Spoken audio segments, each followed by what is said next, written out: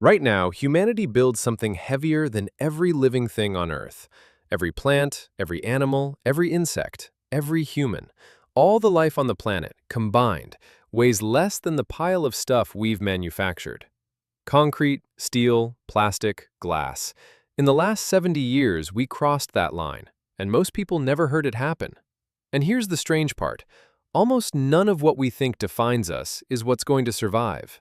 Not our cities, not our knowledge, not even our bones. A billion years after the last human dies, the things that outlast us will be the things we'd be most embarrassed to be remembered by. Let me show you exactly what's left, decade by decade, layer by layer, until there's almost nothing, and then the one thing that refuses to die. Start the clock the day humans vanish. It doesn't take long for the world to come apart. Within days, the subways of New York flood because the pumps that hold back the underground rivers stop running.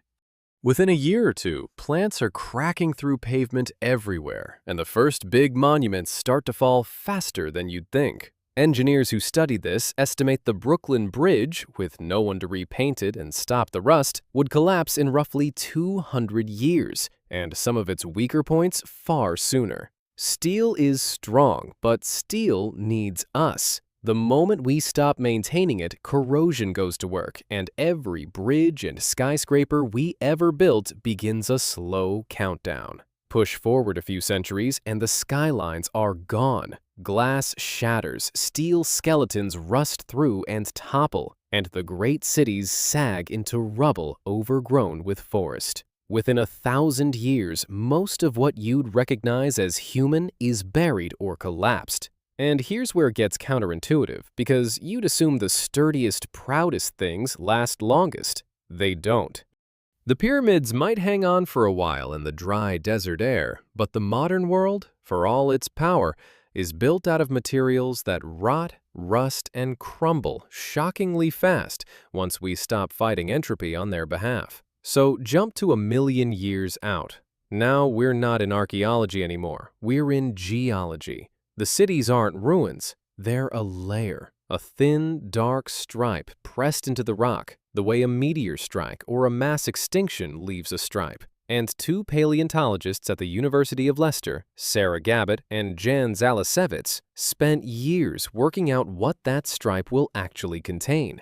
They gave it a name, technofossils, the fossils of our technology. And the menu of what survives is bizarre. Polyester sweaters, aluminum cans, ballpoint pens, keyboards, phones. The objects too cheap and too durable to ever fully disappear. The single most common thing a future geologist will find digging anywhere on Earth is plastic.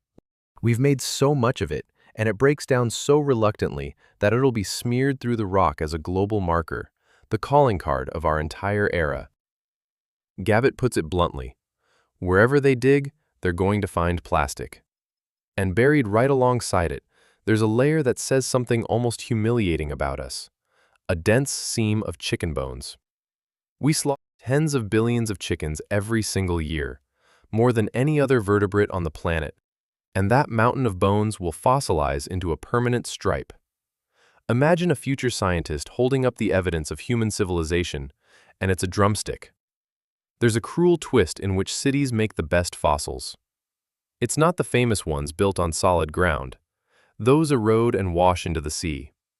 It's the cities that are sinking, places like New Orleans and Amsterdam, sitting on crust that's slowly dropping while the sea climbs over them. They get buried fast, entombed in mud and sediment, and that's the perfect recipe for fossilization. The drowned cities have a real shot at surviving nearly intact as ghostly imprints in stone. The cities on high ground simply dissolve. But now, here's the part that should genuinely unsettle you, because it inverts everything we believe about ourselves. We call ourselves the information civilization. We've built a species-wide memory. Every photo, every song, every page of every book, all of human knowledge stored in the cloud. And that is the first thing to vanish. Digital data is astonishingly fragile. Hard drives degrade in decades. Server farms die the moment the power does. And even if some sealed disk physically survived 1,000,000 years, the machines and the code needed to read it would be long gone. Gabbett pointed out that a smartphone, fossilized in rock, becomes just a flat rectangle. A future scientist would have no idea it once held a person's entire life. Sit with the irony. A plastic bag will outlast the entire internet. The wrapper from your lunch is more permanent than Wikipedia.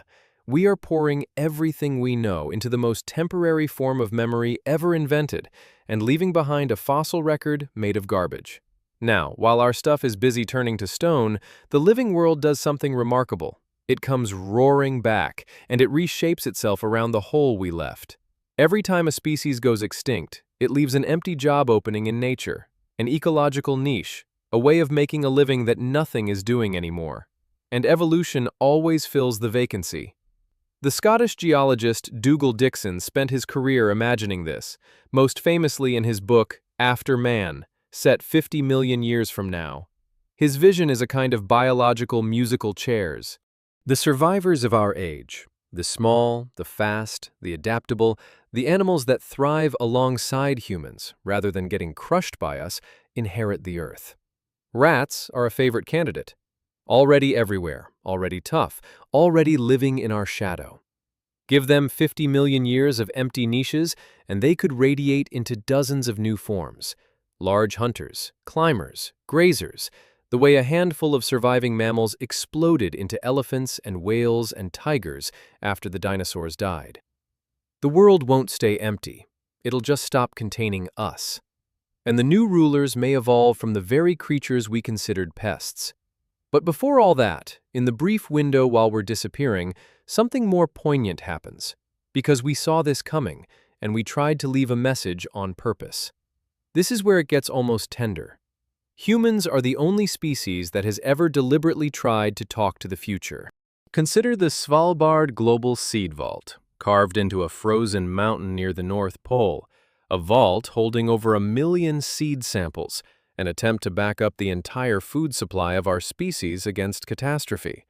Or projects like the Memory of Mankind, etching our history onto ceramic tablets designed to outlast every hard drive on Earth. We've even sent archives to the moon, betting that the airless lunar surface will preserve them for far longer than anything down here. We are a species obsessed with not being forgotten, and that obsession collides head-on with our darkest leftover, nuclear waste. Because some of the material we've created stays lethal not for years, not for centuries, but for up to 100,000 years, longer than our entire species has existed. So, in Finland, engineers are sealing spent nuclear fuel a quarter-mile down into 2-billion-year-old bedrock in a tomb called Onkalo. And that raises a genuinely mind-bending problem. How do you warn someone 100,000 years from now to stay away, when every language we speak today will be long dead, when even a skull and crossbones might mean nothing? Serious task forces of scientists, linguists, and artists were assembled to solve exactly this. Their proposals are like something out of a fever dream, vast fields of menacing concrete spikes bursting from the desert, giant slabs carved with the message, "This place is not a place of honor. Nothing valued is here." One group seriously proposed an atomic priesthood, a quasi-religious order tasked with passing the warning down through ritual across thousands of years. We don't even know if any of it will work. The warning might fail, and someone, someday, might dig straight into the poison, guided in the wrong direction by a message we tried so hard to leave. And this is where the whole question flips into something much bigger, because of a thought experiment from a NASA director and an astrophysicist, Gavin Schmidt and Adam Frank. They asked a deceptively simple question. If an advanced industrial civilization had risen and fallen on Earth millions of years before us, long before the dinosaurs even, would we be able to tell? Would there be any trace we could detect today? Their answer was deeply uncomfortable. Almost certainly not. Fossilization is so rare, and so little of Earth's ancient surface is even still exposed, that an entire civilization could have come and gone and left nothing we'd recognize. Their cities would be compressed into a chemical smudge thinner than a coin. We would never know they existed. They named it the Silurian hypothesis. And that turns the mirror straight back on us, because it tells us exactly what we will become. Not skyscrapers, not monuments, a chemical anomaly in the rock.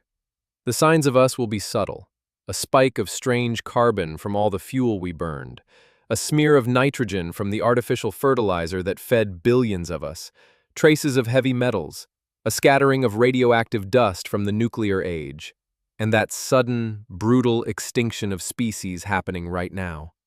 A future intelligence digging through the strata wouldn't find a proud civilization. They'd find a thin, weird band that screams, "Something violent happened here." And they'd have to guess what. Everything we ever built, every empire, every war, every life, pressed into a stripe in stone you could cover with your thumb. And then the planet itself erases even that. The continents ride slow tectonic conveyor belts, dragging crust down into the molten mantle where it melts completely. Mountains rise and grind back to sand. Oceans open and close. Given enough time, Earth recycles its own surface, and the thin human stripe gets swallowed, melted, gone. A billion years from now, there may be no fragment of this world that remembers we were ever here. Except for one thing. In 1977, we launched two probes, Voyager 1 and Voyager 2, and bolted to the side of each was a gold-plated copper disc, the Golden Record, dreamed up by Carl Sagan. On it, 117 images, greetings in 54 languages, the sound of a kiss, a mother's first words to her child, music from across the earth. Those probes were built to last 5 years. They've run for almost 50. And right now, they are coasting out of the solar system into interstellar space, where there is no water, no oxygen, no weather, almost nothing to erode them at all. Scientists estimate the golden records will survive, at least partially intact, for over 5 billion years. Longer than the cities, longer than the chicken bones, longer than the chemical stripe, longer than the Earth itself, which the dying sun will eventually scorch to bare rock. After our planet is gone, 2 small machines will still be out there in the dark, carrying a recording of a thumbprint, a whale's song, and a human saying hello, drifting past stars that don't know we ever existed, with no one left alive who remembers making them.